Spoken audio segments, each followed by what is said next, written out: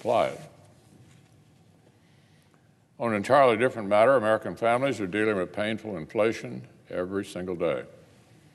They've been fighting this daily battle for months now.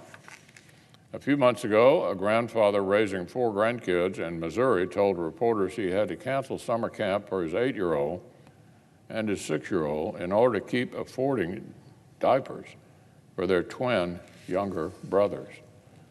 One Maryland woman told the local news she'd gone to the grocery store to buy meat for her family, but was turned away by the price tag and had to leave with a $2 loaf of bread instead. One man in Massachusetts who cares for his elderly mother told reporters that his 94-year-old mom needs the house kept warm, so they're getting absolutely crushed by runaway heating costs. Here's what he had to say about it. Before, you'd go to the store, and if you had $100, you could buy 4 bags of groceries and be happy. Now, you're lucky to get a bag of milk, orange juice, eggs, plus the oil for the house, the water bills. It's just crazy. It's so much money. How is someone supposed to survive? End quote. This persistent and painful inflation has been directly fueled by the reckless spending spree that Democrats ran through in March.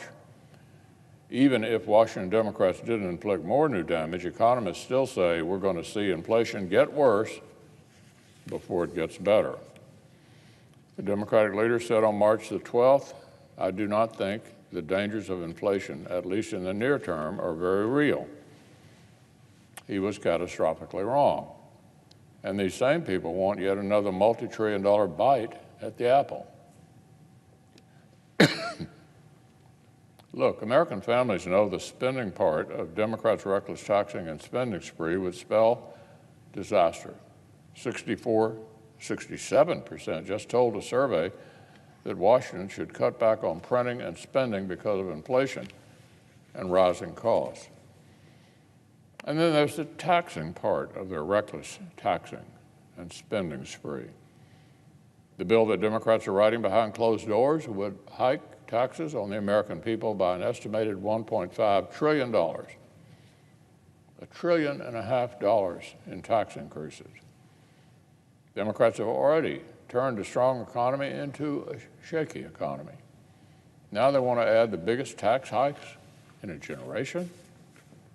A huge chunk of that is hundreds of billions of dollars for tax hikes on American industries and employers, because the Biden administration has become enamored with a global scheme where countries around the world supposedly all agree to hike their tax rates together. This is an awful idea. Remember, in 2019, Republican policies had set up the best economy for working Americans in a generation. This was in large part because we just cut taxes substantially. We made America a more attractive place to do business. So President Biden wants to do just the opposite of that. Thrust America into some kind of global non-compete agreement. We're supposed to promise Europe and Asia that we won't make America an especially attractive place to bring jobs and prosperity. Let me say that again. We are in the process of promising Europe and Asia that we won't make America an especially attractive place to bring jobs and prosperity.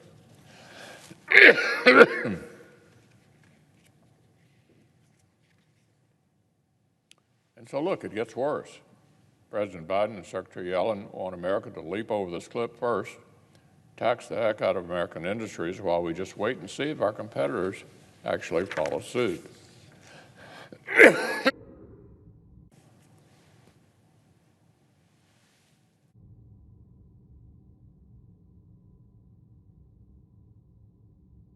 You'd better believe China would be just thrilled to see the Democrats' bill drain hundreds of billions of dollars out of our own private sector as a symbolic gesture to the rest of the world. Democrats' tax policies are just like their energy policies. They won't build back better. They'll build back Beijing. They won't build back better. They'll build back Beijing. This is just one part of a $1.5 trillion job-killing tax hike. There are all kinds of tax increases that would hit major employers, Main Street small businesses, and American families. Nonpartisan experts have confirmed the Democrats' bill would completely break the president's promise not to raise a single penny more, he said, in taxes on middle-class households. They even want to send tens of billions in extra funding to the IRS so they can hire an army of new agents to snoop and audit their way across the country. But less than 3% of the huge IRS windfall would fund better customer service for taxpayers.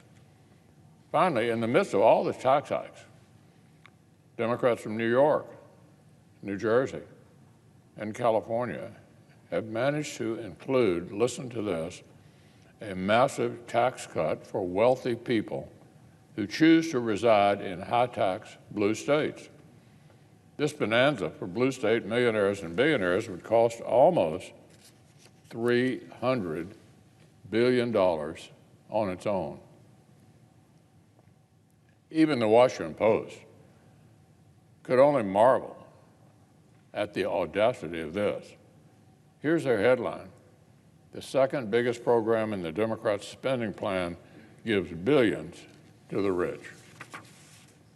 That's the Washington Post assessment of it. In fact, Madam President, even though Democrats want to hike taxes by $1.5 trillion, their bill still manages to give a net tax cut to 89% of people making between $500,000 and $1 million, and 69% of households making over $1 million. This bears repeating. Even though Democrats want to hike taxes by $1.5 trillion, their bill still manages to give a net tax cut to 89% of people making between $500,000 and $1 million, and 69% of households making over $1 million. All of this is a huge blow to American competitiveness, job-killing tax hikes, but Democrats make sure to look out for the ultra-wealthy out on the coast. A supermajority of them get tax cuts. I'm almost impressed our colleagues have found a way to be